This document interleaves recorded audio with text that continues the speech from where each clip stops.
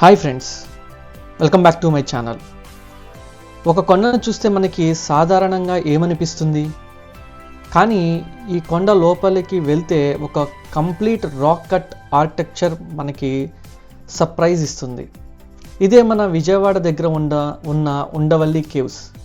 ఇక్కడ statues, pillar rooms అన్నీ ఒకే కొండ రాయిని కట్ చేసి క్రియేట్ చేశారు. అసలు ఈ కేవ్స్ ఎలా నిర్మించారు, ఇంత పెద్ద స్ట్రక్చర్ని ఎలా కారు చేశారు? Let's explore. ఈరోజు మనం ఎక్స్ప్లోర్ చేయబోతున్నది ఉండవల్లి కేవ్స్. ఇవి ఆంధ్రప్రదేశ్లోని గుంటూరు డిస్టిక్ ప్రాంతంలో కృష్ణా రివర్కి దగ్గరగా ఉన్న famous rock cut cave. Vijayawada నుండి ఈ ప్లేస్కి ఈజీగా రీచ్ అవ్వచ్చు, జస్ట్ 3 కిలోమీటర్స్ మాత్రమే. బయట నుండి చూస్తే ఒక సాధారణ రాక్ హిల్గా కనిపిస్తుంది, కానీ లోపలికి వెళ్ళి తర్వాత అసలు స్టోరీ స్టార్ట్ అవుతుంది. ఉండవల్లి కేవ్ స్పెషల్ ఎందుకంటే ఇవి నార్మల్ బిల్డింగ్ లాగా సపరేట్ కన్స్ట్రక్షన్ చేయలేదు. రాక్ని బయట నుంచి లోపలికి కట్ చేస్తూ ఈ ఎంటైర్ స్ట్రక్చర్ని క్రియేట్ చేశారు. అంటే ఒక జైంట్ స్టోన్ బ్లాక్ తీసుకొని బిల్డింగ్ కట్టలేదు, ఒక్క కొండనే బిల్డింగ్గా ట్రాన్స్ఫార్మ్ చేశారు. ఇదే రాక్ కట్ ఆర్కిటెక్చర్ యొక్క బిగ్గెస్ట్ స్పెషాలిటీ. ఈ కేవ్స్లో మల్టిపుల్ లెవెల్స్ కనిపిస్తాయి. Different floors, pillars, chambers and structures కనిపిస్తాయి. ఇవన్నీ రాక్లోనే కార్వ్ చేశారు. ఇక్కడి ఆర్కిటెక్చర్ చూస్తే అప్పటి స్కల్ప్చర్స్కి ఎంత పేషియన్స్, స్కిల్ ఉందో మనకి అర్థమవుతుంది. మోడర్న్ మిషన్స్ లేవు, ఓన్లీ బేసిక్స్ టూల్తో ఇలాంటి మ్యాసివ్ స్ట్రక్చర్ క్రియేట్ చేయటం నిజంగా ఇంక్రెడిబుల్. ఉండవల్లి కేవ్స్లో మోస్ట్ ఫేమస్ అట్రాక్టివ్ ఏదైనా ఉందంటే అది రిక్లైనింగ్ విష్ణు స్టాచ్యూ. ఇక్కడ విష్ణు స్వామి అనంత శేషం మీద రిక్లైనర్ పొజిషన్లో కనిపిస్తారు. ఈ స్కల్ప్చర్ చాలా ఇంప్రెసివ్గా ఉంటుంది. ఒక మ్యాసివ్ రాక్ని కావ్ చేసి ఇంత డీటెయిల్గా స్టాచ్యూ క్రియేట్ చేయటం అప్పటి క్రాఫ్ట్ మ్యాన్షిప్కి ఒక గ్రేట్. ఇక్కడ మనకి కనిపించే పిల్లర్స్ కూడా చాలా ఇంట్రెస్టింగ్.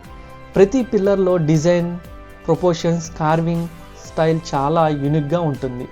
కేవ్స్లోకి లైట్ తక్కువగా వచ్చినా ఈ రాక్ కార్వింగ్ని అబ్జర్వ్ చేస్తే అప్పటి ఆర్టిస్ట్ ఎంత డీటెయిల్ వర్క్ చేశారో తెలుస్తుంది. ఇక్కడ ప్రతి వాల్, ప్రతి పిల్లర్ ఒక హిస్టారికల్ స్టోరీ చెప్తుంటూ ఉంటుంది. ఉండవల్లి కేవ్స్కి సంబంధించిన ఆర్కిటెక్చర్ని సాధారణంగా ఎర్లీ మెడివల్ పీరియడ్లో కనెక్ట్ చేస్తారు. ఈ కేవ్స్ మొదట బుద్ధిస్ట్ ఇన్ఫ్లుయెన్స్తో డెవలప్ అయ్యాయని, తర్వాత హిందూ ట్రాన్సిషన్ మరియు స్కల్ప్చర్స్ కూడా ఇక్కడ కనిపించవచ్చని హిస్టారికల్ జైన్స్ ఎక్స్ప్లెయిన్ చేస్తారు.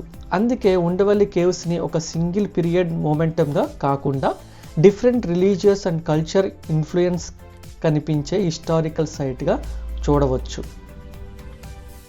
ఇక్కడ ఒక ఇంట్రెస్టింగ్ విషయం ఏంటంటే మనకి ఒక నార్మల్ టెంపుల్ లేదా బిల్డింగ్ కనిపిస్తే ముందు ఫౌండేషన్ వేస్తారు, వాల్స్ కడతారు, రూఫ్ వేస్తారు.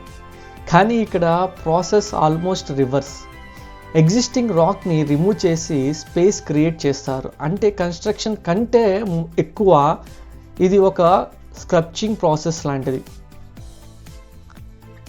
కేవ్స్ లోపల నుంచి బయటికి వస్తే సరౌండింగ్ ల్యాండ్స్కేప్ కూడా చాలా బ్యూటిఫుల్గా కనిపిస్తుంది. Krishna river surroundings, greenery, rock landscapes ఈ హిస్టారికల్ ఆర్కిటెక్చర్కి ఒక పర్ఫెక్ట్ న్యాచురల్ బ్యాక్గ్రౌండ్గా ఉంటుంది. అందుకే హిస్టారికల్ లవర్స్ మాత్రమే కాదు, ఫోటోగ్రాఫర్స్ మరియు ట్రావెల్ లవర్స్ కూడా ఉండవల్లి కేవ్స్ని డెఫినెట్లీ విజిట్ చేయాలి. ఉండవల్లి కేవ్స్ మనకి ఒక ఇంపార్టెంట్ విషయం చెప్తుంటాయి. ఉండవల్లి కేవ్స్ మనకి ఒక ఇంపార్టెంట్ విషయం చెప్తాయి. టెక్నాలజీ లేకపోయినా టాలెంట్ ఉండొచ్చు, మోడర్న్ మెషిన్స్ లేకపోయినా క్రియేటివిటీ ఉండొచ్చు. అప్పటి స్కల్ప్చర్స్ తమ ఇమాజినేషన్ని ఒక జైంట్ రాక్ మీద క్రియేట్ చేసి 100 years తర్వాత కూడా మనం చూసేలా ఒక ఇంక్రెడిబుల్ మొమెంటమ్ని వదిలి వెళ్ళారు. మీకు ఈ ఉండవల్లి కేవ్స్ వీడియో నచ్చితే లైక్ చేయండి, షేర్ చేయండి, మన ఛానల్ని సబ్స్క్రైబ్ చేసుకోండి. మరిన్ని ఇంట్రెస్టింగ్ హిస్టారికల్ ప్లేసెస్ కోసం మన ఛానల్ని సబ్స్క్రైబ్ చేసుకోండి. Thanks for watching.